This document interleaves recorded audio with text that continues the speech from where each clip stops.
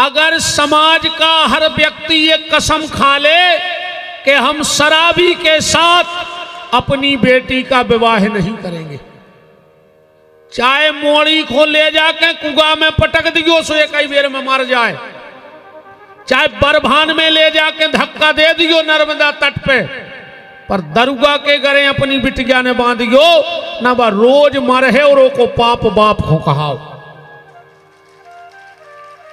मकान देख के ब्याह न करियो, जमीन देख के ब्याह न करियो, लड़का की नीयत देख के ब्याह करियो, क्योंकि आचरण कैसे हैं। जरूरी नहीं के 150 एकड़ है उसको कराई दे, 150 एकड़ कितने दिन आंखों है कहूं दारू पी पाई तो हम के 10 साल चल जे और 10 तो चले है न बीच में मराई जे वो तो सुमोड़ी और भोग जिंदगी भर। बिल्कुल हाथ ठेला चला थोए लड़का पर दारू भर ने पिया थोए बर देखियो घर ने देखियो, हमारा निवेदन है। तो पहला गाली वाले प्याली वाले से दोस्ती मत करना और दूसरा गाली वाले से भी दोस्ती मत करना। आजकल दोस्तों में एक नई चलन आ गई, वे एक दूसरे को गाली दे के बात करने लगे और कछू तो इतनी गंदी गाली देत के मां बहन की तक गाली दे दे दोस्ती में। एक बात बताओ, रात के अगर 10 बजे तुम घरे लौटे और तुम्हारे पिताजी ने तुमसे पूछ ली कि काय भैया 10 बजे तक कहां हते, तुमने बाप से बोल वो बंद कर दो। बिल्कुल ईमानदारी बताइयो, आज के लड़कों तुम डांट नहीं सकते, डांटो बे बाप से बोल वो ही बंद कर दे। निवेदन, सड़क आओ रे भज्जा, सड़क आओ और का खिसा के आओ तन तन।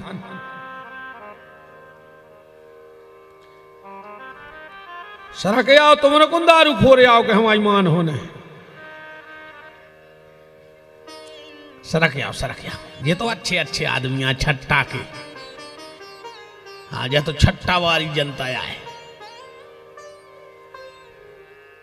जब ऊंची जनता नहीं ले आई गई, ये तो आई भाई जनता है ना। हाँ खिसके आओ, ये तो हमारी मान है सब, बराजत जाओ। निवेदन में ये कर रहा हूं कि अगर तुम्हारा बाप तुमसे ये पूछ लेता है कि तुम 10 बजे कहां तक रहे, तुमने बाप से बोल वो बंद कर दो। और दोस्त तुम्हारे गले में हाथ डाल के मां बहन की गाली दे रहे और तुम उनके संगे बैठ रहे। आज के बाद जितने नए लड़के बैठे हो, अगर तुम्हारा दोस्त तुम्हें गाली दे तो सबसे पहले उचट के मुंह में लात मारियो और ऐसी मारियो कि एक दांत टूट जाए, जमानत तो हो जाए। उमें नहीं लगे टेम, तन्नक भाव बड़ो है अकेलो। पहले 100 रुपया में पुलिस आती, अब 112 में आ रही। 12 रुपया तो बड़े हैं पुलिस के, नहीं बड़े। पहले 100 में आती, अब 112 में आ रही। कुत्ते अपन भोग ले, अभी क्या दिक्कत है।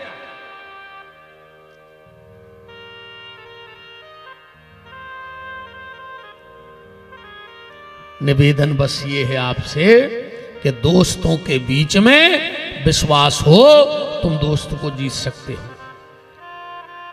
और अगर ईश्वर को जीतना है तो सिर्फ एक ही उपाय है कि राम ही केवल प्रेम प्यारा और जान ले ये जो जानन हारा। भगवान तो सिर्फ प्रेम के भूखे हैं और प्रेम से ही परमात्मा को जीता जा सकता है। कल आप चर्चा में सुन रहे थे, राजा परीक्षित को श्राप लग गया। संपूर्ण राज्य का परित्याग करके गंगा के घाट पर चले गए महाराज परीक्षित। बड़े बड़े यमलात्मा, महात्मा, साधु, संत, योगी, अति तपस्वी वहां पहले से बैठे। परीक्षित जी ने जाके प्रश्न किया, म्रियमाणस्य किम कर्तव्यो, मरने वाले को आखिर क्या करना चाहिए। उसी समय तत्रा भवत भगवान व्यास पुत्रो अलिक्षलिंगो निजलावतुष्टै स्त्री पुरुष भेद रहिता द्वि अष्ट वर्षा। सुखदेव जी आए और जैसे ही सुखदेव जी आए परीक्षित ने तुरंत प्रश्न कर दिया, म्रियमाणस्य किम कर्तव्यो। और जो संत बैठे थे बोले, परीक्षित इतने बड़े संत आए, न तुमने पांव धुआए, न तिलक लगाओ, ने आरती उतारी और सीधी अपनी बात रख दी। ये तो गलत है। परीक्षित जी बोले, सुनो, जो सुखदेव जी जैसे परमहंस संत हैं वो ज्यादा कहीं रुकते नहीं हैं। परमहंस संत ज्यादा कहूं रुकता ही नहीं है। कितने रुकत हैं? हमारे जी आचार्य जी भागवत करत हैं, भागवत जी में लिखो है, नूनाम भगवतो ब्रह्मान ग्रहेषु ग्रह मेधिना। गैया को दुह करके दूध पी लिया जाए, उससे ज्यादा समय परमहंस कहीं रुक ही नहीं सकते। परीक्षित जी बोले कि जितने में हम इनके पांव धुआते, टीका लगाते, माला पहराते, इनको समय हो जातो जे चले जाते, हमारी बात रह जाती। तो पहले हमने सोची अपनी बात पूछ लें। और एक और आपसे निवेदन है, जीवन में कभी कोई संत मिले तो फालतू की बातें न करो उनसे। फालतू की बातों को तो पूरे दुनिया ही फिर रही फिरी, बिल्कुल पूरी दुनिया फिरी आ है। अकेले भजन को प्राण खड़ रहे हैं, उनसे तुम्हारा कोई काम नहीं है ज्यादा। अब चप ठोक आई की कह दे पूरी रात आंखें न मिलक, अको कीर्तन में बैठार दे, सुर साखों फेल कर दे, इतनी जमाई ले हो रात भर। किसी ने पूछा तेरा परिवार कितना है, किसी ने पूछा कितना है, किसी ने ये नहीं पूछा कि प्रभु से प्यार कितना है। ईमानदारी बता दो, आज तक एक आदमी खड़े हो जाओ, कौन तुम्हारे रिश्तेदार ने फोन लगा के तुमसे पूछी होए कि काय मंदिर जात हो, काय रामायण पढ़त हो, काय माला करत हो। ये तो जय पूछत है और बड़ाई का भाव है वहां, भट्टी लग गई गुड़ पेरन लगो, कैसा बेतोता ही गणेश होता ही की चर्चा हुज्जे।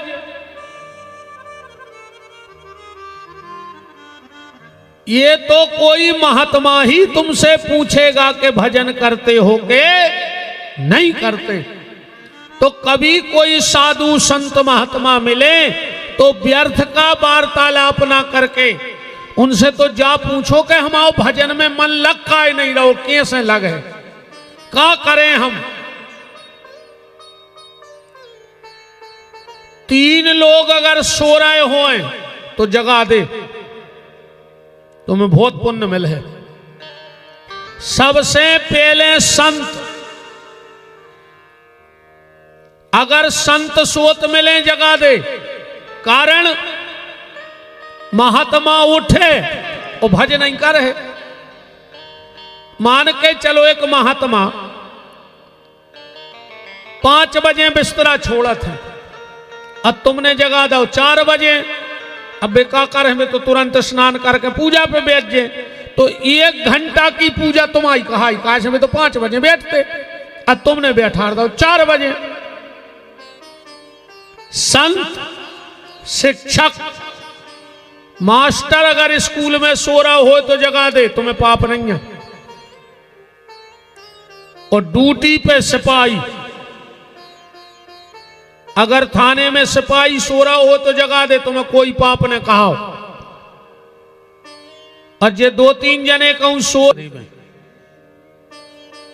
कौन कौन के सोता बा को जगाइए, जो करे हरि को जाप, और ये तीनों सोते भले शेर। बताओ, अच्छा जंगल में शेर सो रहा हो और तुम का जो नहीं हम तो जगाई के जे हैं। बचो, शराबी दारूखोर, अगर सवेरे नींद लगी हो तो सोन दियो, कैसे वो उठे और कलारी भूंगत बद्दे है। कहूं 10 बजे नो सोत रहा, कहूं ये कई पगुआ के बच गए तो कहां से आए। और सांप, परीक्षित जी का प्रश्न सुन करके श्री सुखदेव जी बड़े प्रसन्न हुए। और इतने प्रसन्न हुए, इतने प्रसन्न हुए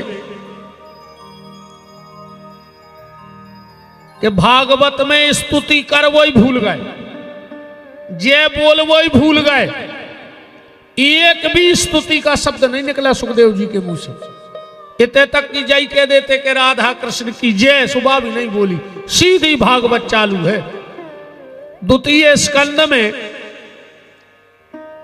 पहले अध्याय के पहले श्लोक का पहला शब्द श्री सुखदेव जी के मुंह से निकला है। क्या निकला?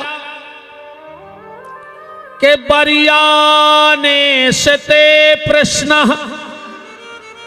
कृते लोको हितम नृपः, आत्मा विततम साम पुंसः, श्रोतायाद सुया परा।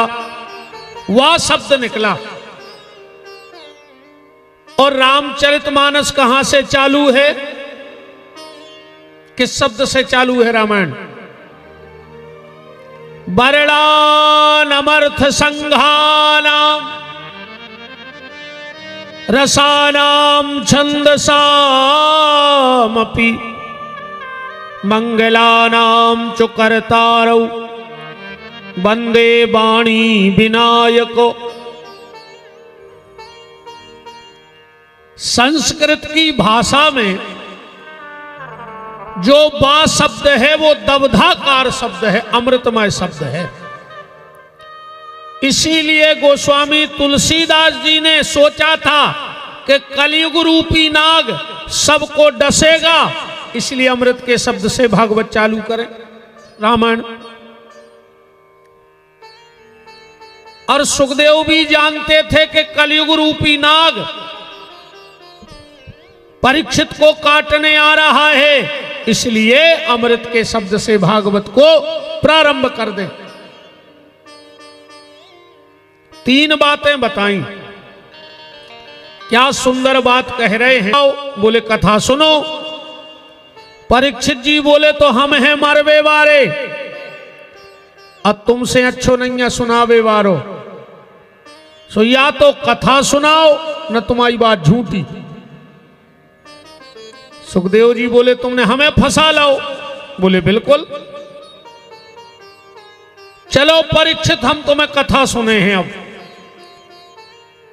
परीक्षित जी हाथ जोड़ के बोले पर जा बता दे, हमारे लगा 7 दिन है। अब का 7 दिन में हमारा उद्धार हो जाए।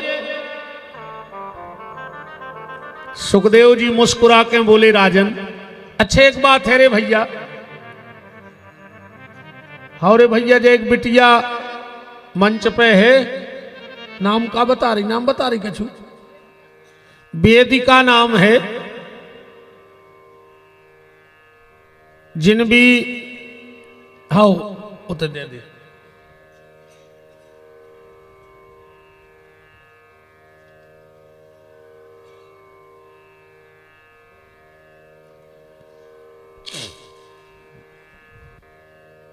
राम कहो राम।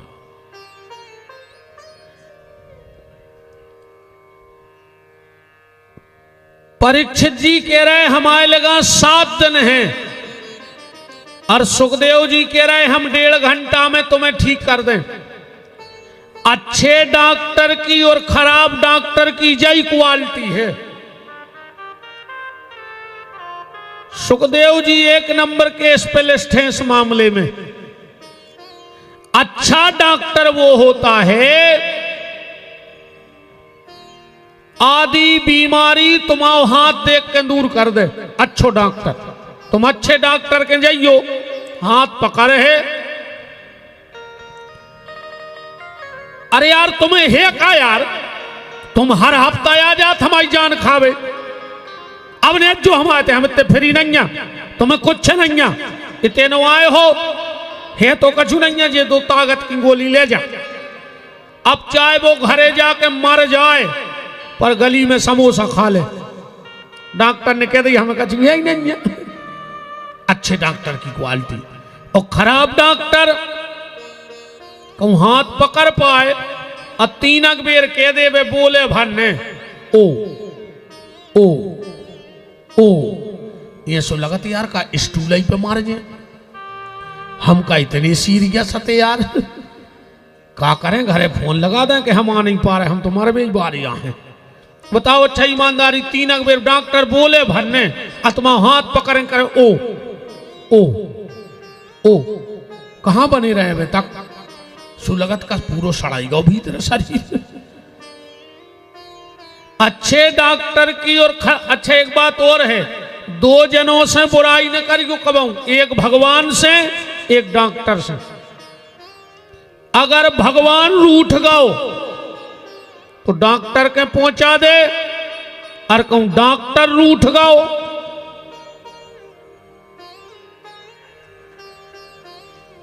सबको पता है।